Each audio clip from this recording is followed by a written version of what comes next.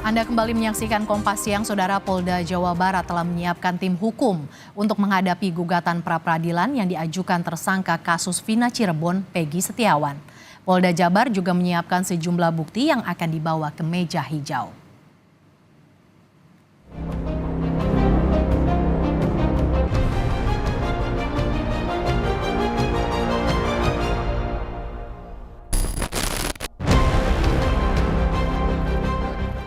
Polda Jawa Barat merespons gugatan pra-peradilan yang dilayangkan Peggy Setiawan alias Peron di kasus pembunuhan Vina dan Eki.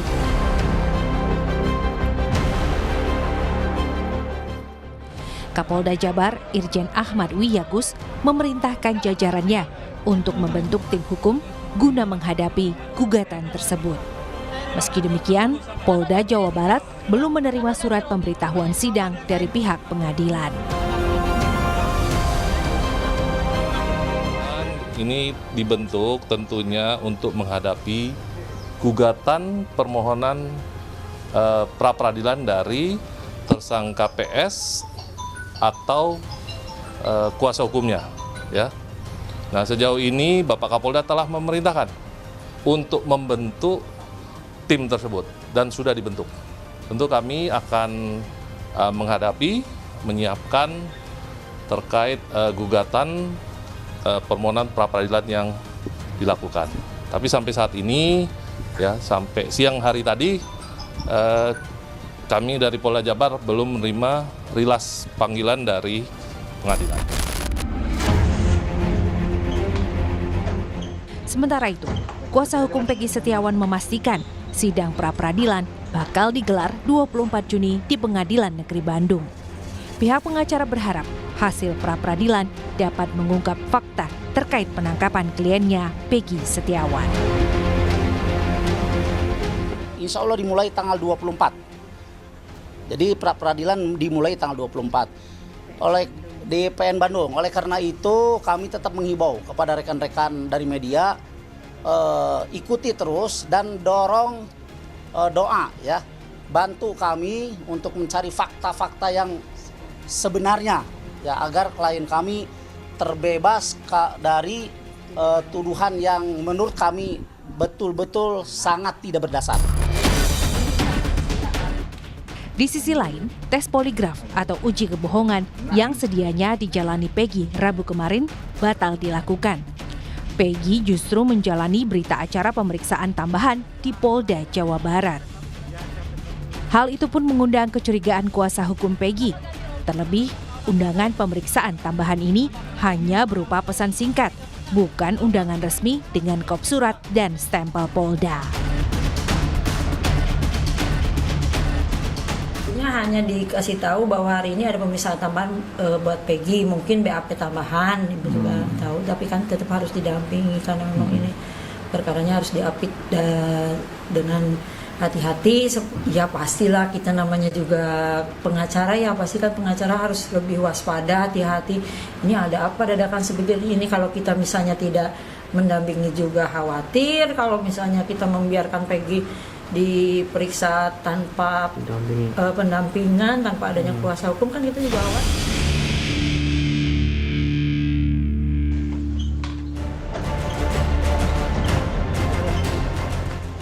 Sementara itu, hilangnya 2 buron dalam daftar pencarian orang menjadi sorotan mantan Menko Polhukam Mahfud MD.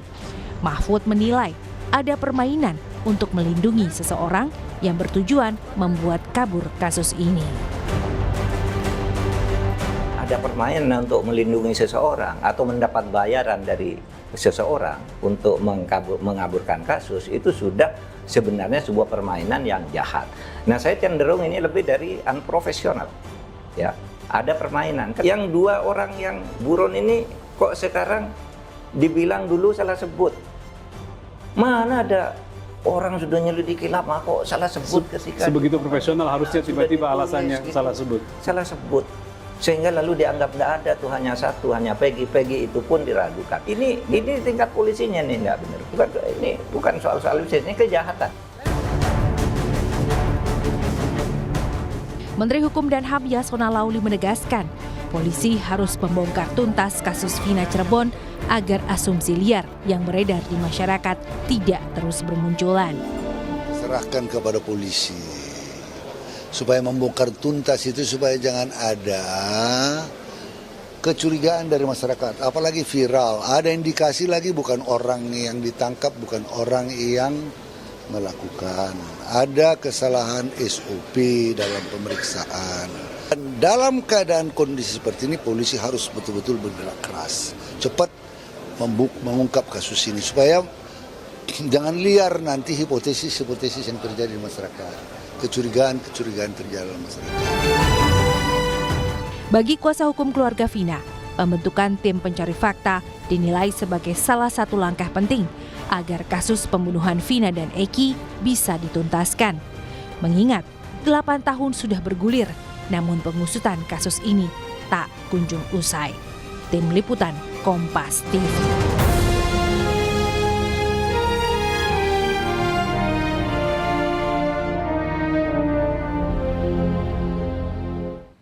Saudara, seperti apa informasi terakhir soal pengungkapan kasus Vina? Kita tanyakan langsung kepada jurnalis Kompas TV, Fida Alatas di Bandung, Jawa Barat.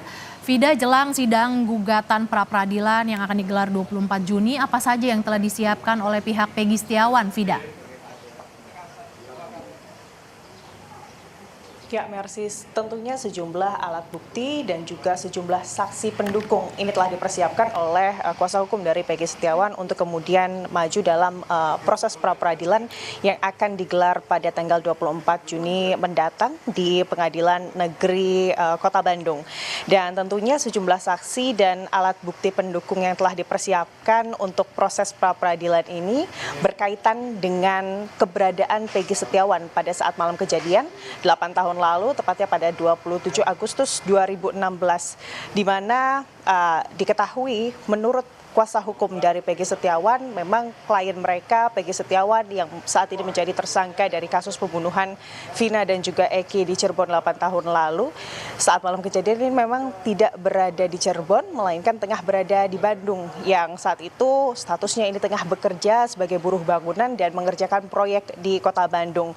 Untuk itu sejumlah saksi, diantaranya adalah teman-teman sesama buruh bangunan dari Peggy Setiawan, lalu juga bos proyek dari Peggy Setiawan, serta sejumlah alat bukti, diantaranya adalah slip upah pekerjaan dari Peggy Setiawan dan juga bukti-bukti digital yang berkaitan dengan keberadaan Peggy Setiawan ini nanti akan diajukan dalam meja sidang begitu ya, dalam gugatan pra-peradilan yang akan digelar pada 24 Juni mendatang. Dan tentunya pengajuan pra-peradilan yang diajukan oleh kuasa hukum dari Peggy Setiawan ini karena memang kuasa hukum dari Peggy Setiawan ini menilai ada kejanggalan dari penetapan tersangka kliennya Peggy Setiawan, apalagi Peggy Setiawan ini juga disebut-sebut sebagai otak pelaku dari pembunuhan dan juga dugaan ruda paksa Vina dan Eki 8 tahun lalu.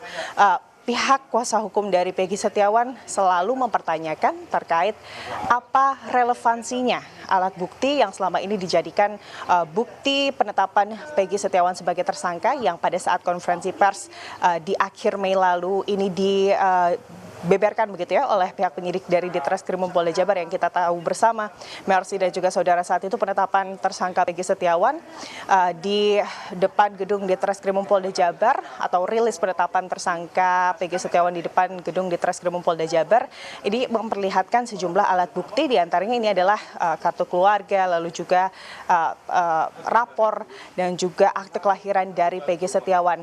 Tentunya ini menimbulkan pertanyaan dari kuasa hukum Peggy Setiawan, di mana relevansi dari alat bukti tersebut terhadap bukti tindakan kriminal yang didugakan atau disangkakan terhadap klien mereka. Itulah nanti yang diharapkan dapat dibuka begitu ya di dalam pra-peradilan sehingga kasus ini menemukan titik terang dalam penyelesaiannya. Dan tentunya Mercy dan juga saudara, pihak Polda Jabar ini juga telah membentuk tim hukum untuk kemudian maju juga dalam pra-peradilan menghadapi kuasa hukum dari Peggy Setiawan. Dan tentunya kita akan menunggu nanti seperti apa proses dalam sidang pra-peradilan yang akan dilakukan atau digelar pada 24 Juni mendatang, Mercy. Vida, kemarin tes poligraf batal digelar, lalu bagaimana dengan kelanjutan pemeriksaan terhadap Peggy Setiawan, Vida? Ya betul, kemarin memang tes poligraf untuk mendeteksi kebohongan begitu ya, Mercy dan juga saudara, yang rencananya akan dilakukan kepada tersangka Peggy Setiawan ini batal digelar. Namun memang pihak penyidik ini tetap melakukan pemeriksaan kepada Peggy Setiawan, yakni pemeriksaan tambahan BAP, di mana Peggy Setiawan ini diperiksa selama kurang lebih 5 jam dari Rabu siang hingga selesai pada Rabu sore. Dan dalam tes atau pemeriksaan tambahan BAP tersebut, Peggy Setiawan ini diajukan kurang lebih 28 pertanyaan, Mercy dan juga saudara. Dan usai melakukan pemeriksaan tambahan BAP, kuasa hukum Peggy Setiawan ini memberikan informasi kepada awak media bahwa memang tes tambahan BAP yang kemarin dilakukan penyidik dari Ditreskrim Polda Jabar kepada Peggy Setiawan ini fokusnya adalah membahas terkait sosial media dari Peggy Setiawan. Karena memang Mercy dan juga saudara, saat ditangkap akhir Mei lalu dan juga ditetapkan sebagai tersangka, Peggy Setiawan saat itu ponsel milik Peggy Setiawan ini juga disita oleh pihak kepolisian, dan pihak penyidik ini juga memeriksa akun media sosial dari Peggy Setiawan, yakni akun Facebook dari Peggy Setiawan. Dan berdasarkan pemeriksaan akun sosial media yang kemarin juga didampingi oleh kuasa hukum Peggy Setiawan, kuasa hukum menyebut tidak ada koneksi pertemanan atau hubungan pertemanan dari Peggy Setiawan di akun Facebooknya dengan orang-orang atau terpidana yang terlibat dalam kasus pembunuhan Vina dan juga Eki. Tentunya fakta ini, Mercy dan juga saudara, diharapkan oleh kuasa hukum dari Peggy Setiawan dapat menjadi pertimbangan dalam penyidikan kasus pembunuhan Vina dan juga Eki yang melibatkan Peggy Setiawan sebagai tersangka, dan di mana Peggy Setiawan ini diancam hukuman mati. Dan Mercy dan juga saudara, memang pihak penyidik dari Ditreskrim Polda Jabar ini terus mengumpulkan sejumlah bukti dan juga berkas perkara atas kasus ini. Dan kemarin Kabid Humas Polda Jabar menyebut bahwa rencananya ini pihak penyidik akan melaporkan berkas perkara tersebut atau menyerahkan berkas perkara tersebut di minggu-minggu depan. Mercy. Tersangka Peggy Setiawan mengajukan pra-peradilan dan penangguhan penahanan. Terima kasih jurnalis Kompas TV Vida Alatas yang melaporkan langsung dari Mapolda Jawa Barat.